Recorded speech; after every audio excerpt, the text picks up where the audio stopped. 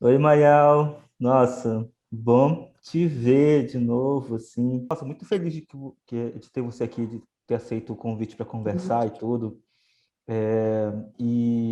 Enfim, eu te conheço já há algum tempo. Você é uma dessas pessoas assim que conheci no movimento e que eu sou super fã, né?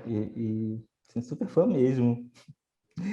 Mas o pessoal que está ouvindo a gente talvez não te conheça, assim. Então, a primeira pergunta que eu queria fazer para ti, eu quero fazer para ti aqui nesse podcast é: quem é Mayal Caiapó Paiacã? Bom, Denilson, eu que agradeço o convite, né? Como você falou, a gente se encontra só nas telas, né? A gente está precisando se encontrar pessoalmente na luta.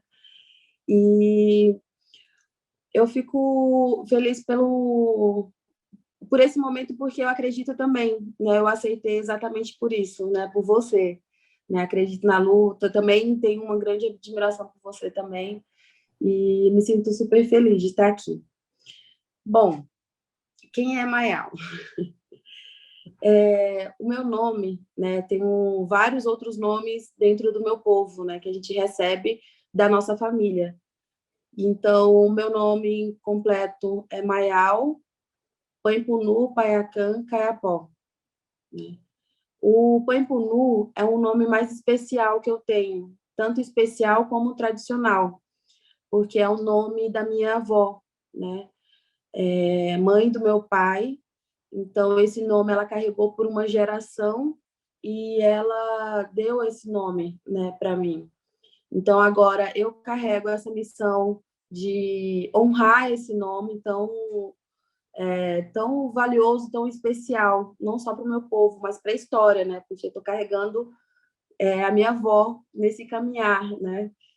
E aí, então, é um nome tradicional, né, Pampunu, no meu povo, que a gente recebe nas festas de nomeação.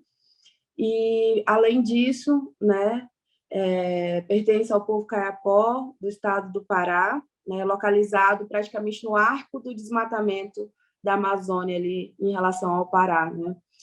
E sou graduada, né, em Direito pela Universidade de Tocantins e, atualmente, né, ingressei no mestrado pela UFPA, na área do Direito também, no começo do ano, então estou nessa luta agora em relação num outro espaço, né, mais acadêmico, porque antes disso eu passei tanto pela FUNAI, né, atuei um bom tempo na FUNAI em Brasília e na Secretaria Especial de Saúde Indígena, né, também em Brasília, atuando em vários territórios, né, em relação ao direito e saúde dos povos indígenas. Então foi uma luta bem árdua nesse caminhar. Recentemente também eu atuei junto com a deputada Joênia Wapichana, né, como assessoria legislativa na Câmara dos Deputados, e depois de estar no mestrado, enfim, por ter perdido meu pai também pela Covid-19, que meu pai foi uma das vítimas do Covid-19, eu senti no meu coração, senti que eu tinha que retornar para o meu território, para minha terra e para minha família.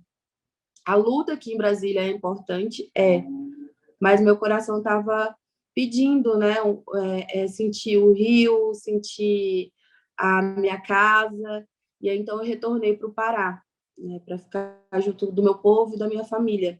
Mas mesmo assim, não deixando de atuar em Brasília, não deixando de atuar, né, junto com o povo em outros espaços também. Muito obrigado por essa apresentação maravilhosa.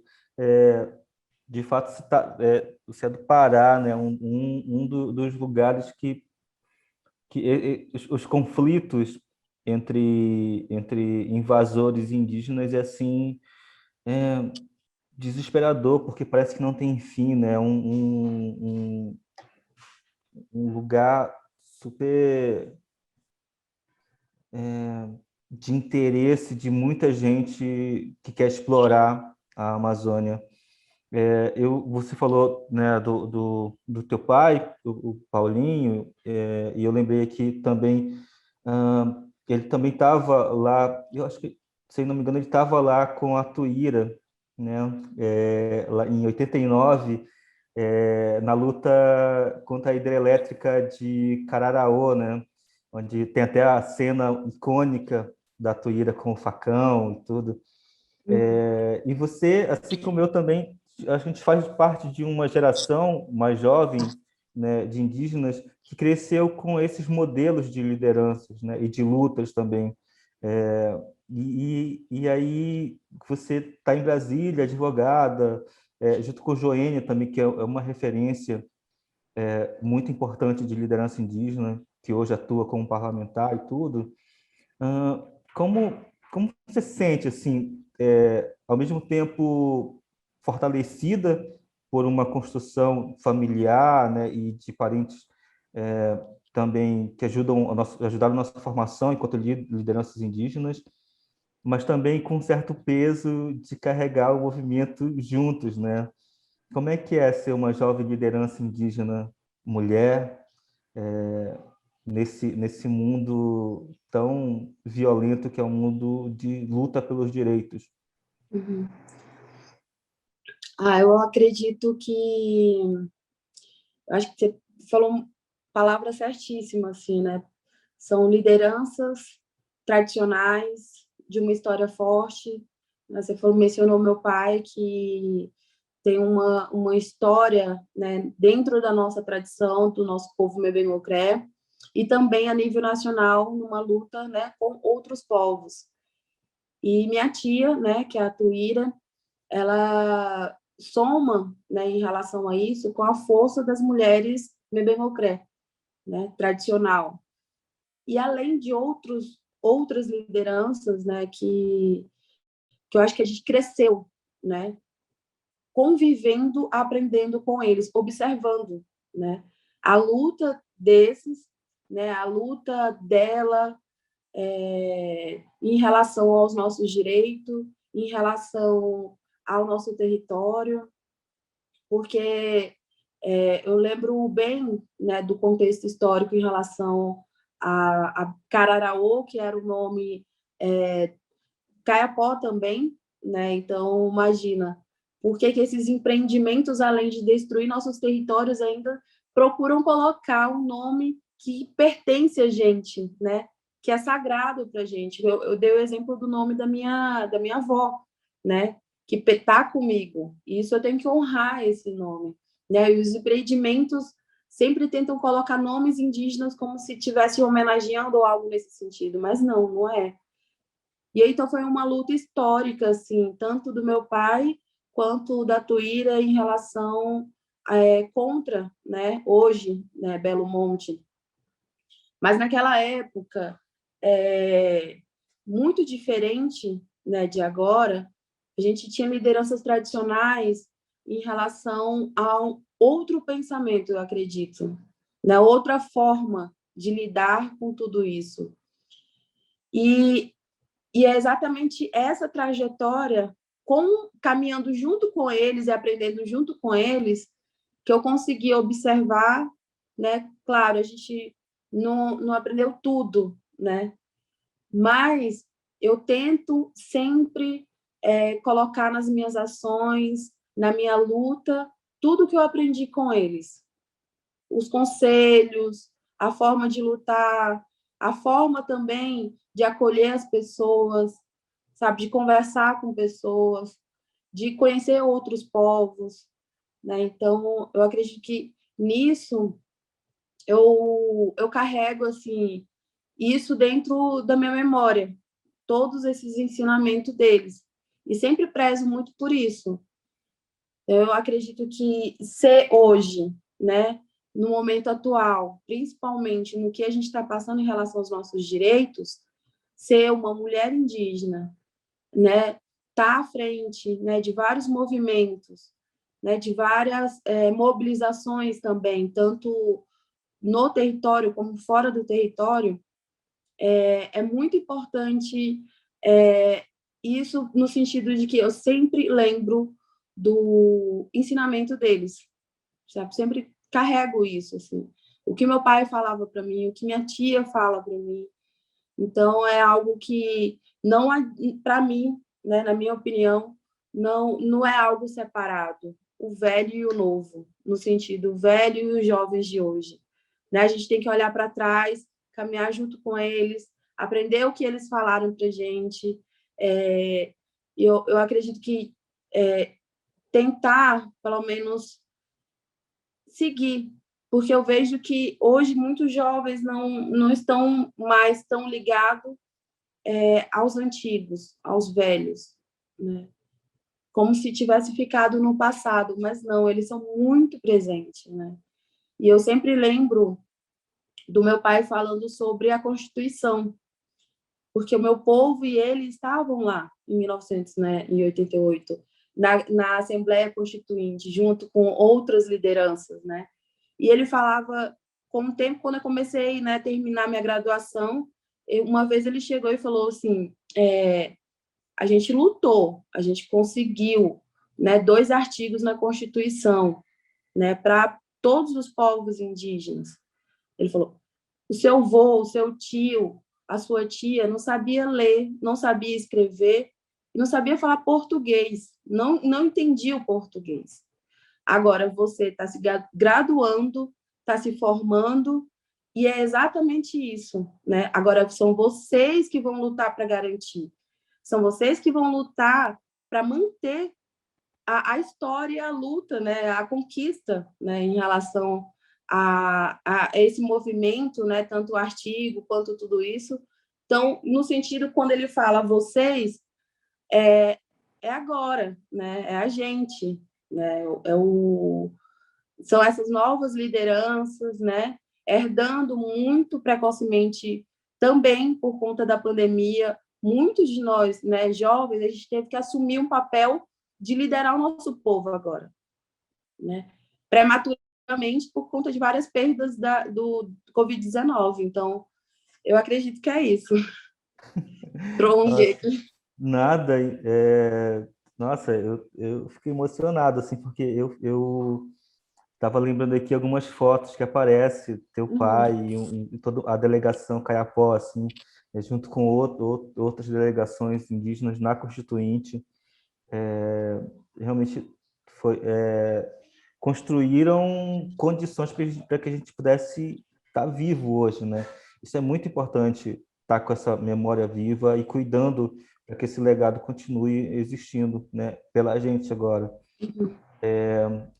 Eu lembrei agora da última conversa que a gente teve, eu acho, no Instagram, que era sobre um movimento que você estava junto com outros jovens com a arte, né?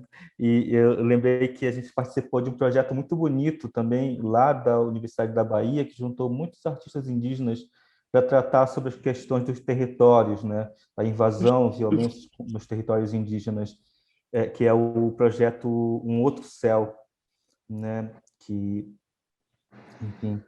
E como é que é ah, esse trabalho também como artista?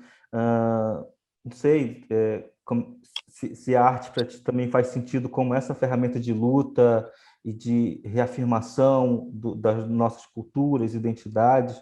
Como é que é assim essa arte? Você falando, estava pensando aqui já em relação a um exemplo, né, sobre a arte. Um exemplo novamente, em 88, 89, quando foi aquela mobilização lá em Altamira, né, contra Cararaô, o meu pai estava com uma pintura no corpo, né, que até eu estava também, né, nesse movimento agora na Marcha das Mulheres. As mulheres falavam, a gente vai fazer a pintura do seu pai quando ele lutou lá, né, contra Cararaô, Belo Monte, né, para você ficar forte. E quando elas terminaram de pintar o meu corpo, eu senti realmente isso, né? Eu senti a presença, senti a história, né, de estar, né, hoje, né, com uma pintura com um significado muito importante de luta, de um momento muito importante também. Então, eu acredito que para o meu povo, principalmente, né, porque a gente tem muitas pinturas tradicionais, né? A gente usa em várias festas, né? Várias cerimônias. Então, a arte, eu acredito muito, né? Que a arte, ela transforma, né? Isso eu falo muito para minha mãe também, porque a gente carrega, né, essa história, né? Um exemplo que eu falei da minha mãe fez um quadro com a pintura, né, do corpo do meu pai, assim, e aquilo significa muito, porque no momento também que a gente está passando, né, em relação à nossa cultura, à nossa memória, né, a gente não pintar, porque a gente, quando nasce, pinta o corpo, né, para estar protegido, para estar bem de saúde, né, que a gente está carregando a nossa arte no nosso corpo, e na partida também, a gente tem que pintar o corpo para o espírito se encontrar, né? Para o espírito seguir bem, como um legítimo caiapó, né? E, infelizmente, né, a pandemia, o Covid, essa doença, o vírus, ele não deixou, né, a gente cumprir, né, o nosso ritual. Então, eu acredito que a gente passa, né? A arte, ela passa desde o nascimento da nossa vida, né, até a nossa partida também. Então, eu acredito que a arte ela transforma, a arte é um amor também, afeto, né? E também ela diz o que a gente quer. Se a gente está usando uma pintura que é para usar no momento onde a gente vai para uma mobilização ou para o congresso, é uma pintura de resistência, né? Então, a gente está com a arte na resistência, né, na cura, né, transformando também. Então, eu acredito que a arte ela é isso. Assim, eu tenho, não dá para definir uma palavra só, né, porque é um mundo. É um mundo, é um mundo. Você falou que estava pintada com a pintura que teu pai usou, aí na marcha das mulheres, né? Na marcha indígena que aconteceu agora recentemente. Como foi esse momento aí de luta, nossa, assim, de uma luta super importante, num momento muito importante que o Brasil passa, né, politicamente, com esse governo que é, assim, né, claramente anti-indígena. Como foi a marcha indígena assim, eu não sei, eu sinto uma força gigante assim das mulheres indígenas nesse momento. Bom, eu acho que foi muito emocionante e forte, né? Sentir a força das mulheres nessa luta. E também eu acho que é emocionante porque foi a primeira vez que todo mundo saiu dos seus territórios, né? Foi um reencontro também. Eu acho que tanto na luta, né, mas como também no choro, né? Encontros de pessoas e talvez até tipo pessoas que não estão mais presentes com a gente, né? Então foi um momento muito forte que eu senti assim de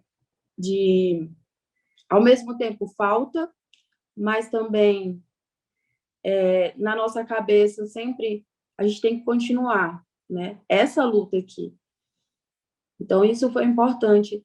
E a Marcha das Mulheres, ela reuniu assim, várias mulheres incríveis, assim, sabe? Mais velha, né? Eu vi também uma juventude muito interessada em dar continuidade também, né? Sim, A presença nesses dois momentos, né? Que o primeiro foi, eu acho que no mês retrasado, praticamente, né? E a marcha agora em setembro. Nos dois momentos, uma presença muito grande de jovens, jovens conduzindo a luta, né? Fazendo as mobilizações, fazendo cartazes, né? Falando. Então, eu vi uma presença muito forte, né?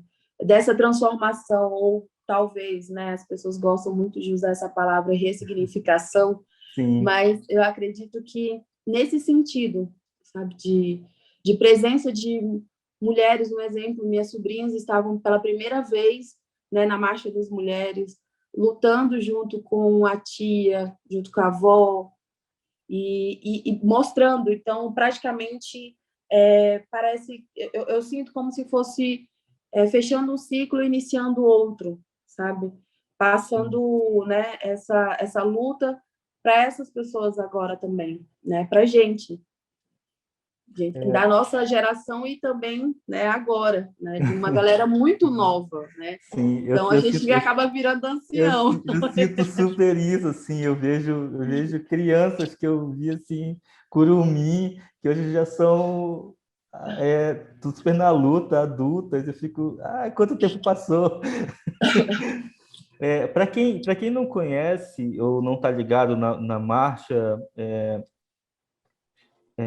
e nos temas debatidos na marcha, o que é essa PL e o que ela significa para o Brasil e para os povos indígenas? Bom, primeiro, né, ficamos, né, várias semanas acompanhando o julgamento, né, do marco temporal, da tese do marco temporal no STF, e na última semana, né, ficou marcado o julgamento para votar, só que o ministro Alexandre de Moraes, ele pediu vista do processo e praticamente, né, vai sentar em cima e a gente não sabe quando, né, a gente vai ter esse julgamento e essa resposta. Que a tese do marco temporal, ela é contra totalmente, exatamente isso, né, que eu estava falando sobre 1988, sobre a Assembleia Constituinte, sobre a luta, né, dos mais velhos em relação a isso. Então, ela vem para destruir tudo isso, né? E ainda mais agora que os nossos territórios estão sendo invadidos por garimpeiros, por madeireiros, sabe? Descontroladamente, assim. E a gente não tem nenhum órgão para fiscalizar. Né? A FUNAI, o papel da FUNAI, né, de acompanhar, de estar do nosso lado em relação a isso, como uma instituição, como uma organização de direitos indígenas, né, não está cumprindo seu papel. Totalmente ao contrário. Então, a gente não tem, né, para onde recorrer.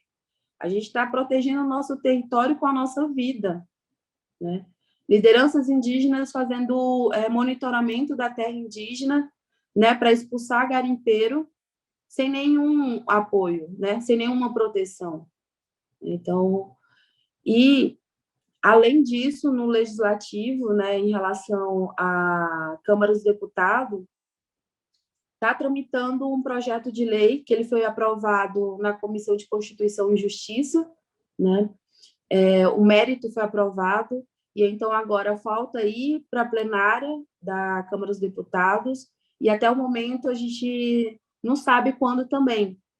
Mas diante dessa situação em relação ao STF, a gente pode pensar ou esperar que a qualquer momento ele pode ser pautado novamente, porque um liga o outro, né? Um tem conexão com o outro.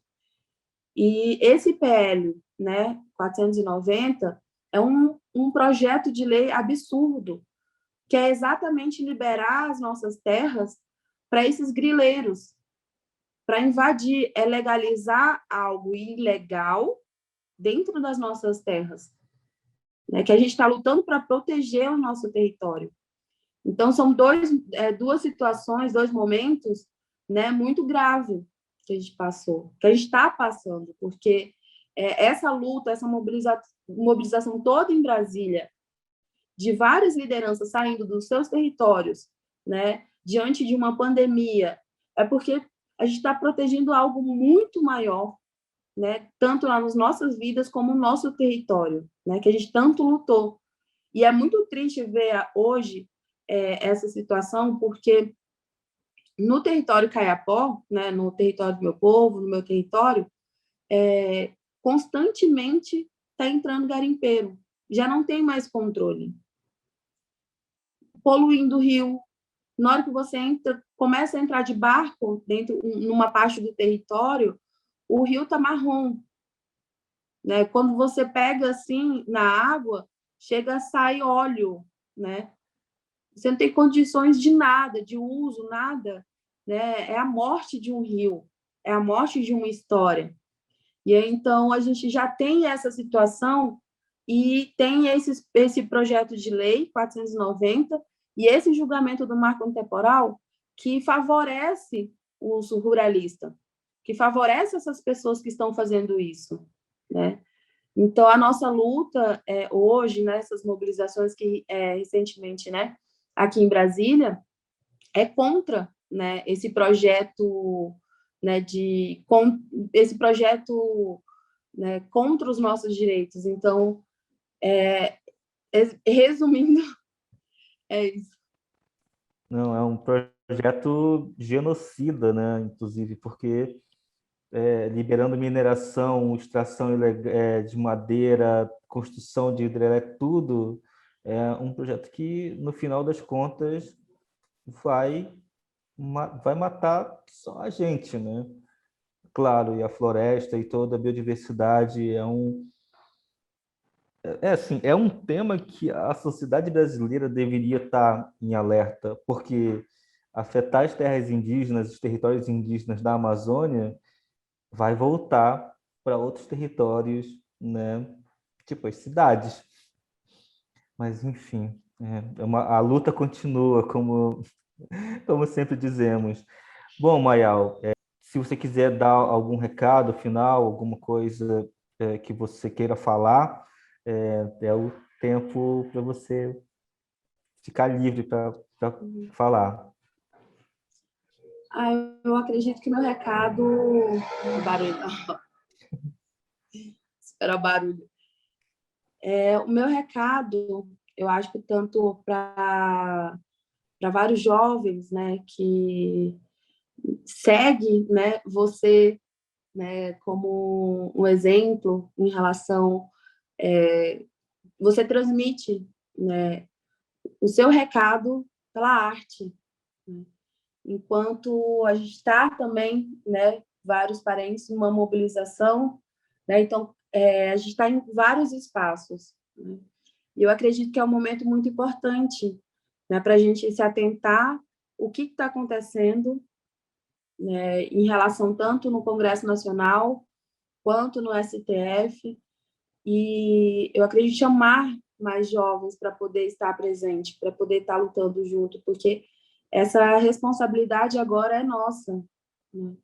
E é um ajudando a outro, um fortalecendo o outro. Então, eu acredito que a minha mensagem é mais nesse sentido, assim, porque a gente está passando por tantos momentos, né? Principalmente agora, eu acredito que, infelizmente, se for pautado esse projeto de lei novamente 490, vai ser uma luta muito árdua e a gente precisa estar junto para lutar. A gente precisa realmente segurar um na mão do outro e seguir nessa luta. Então, eu acredito que uma mensagem é mais nesse sentido, assim, sabe? Sim.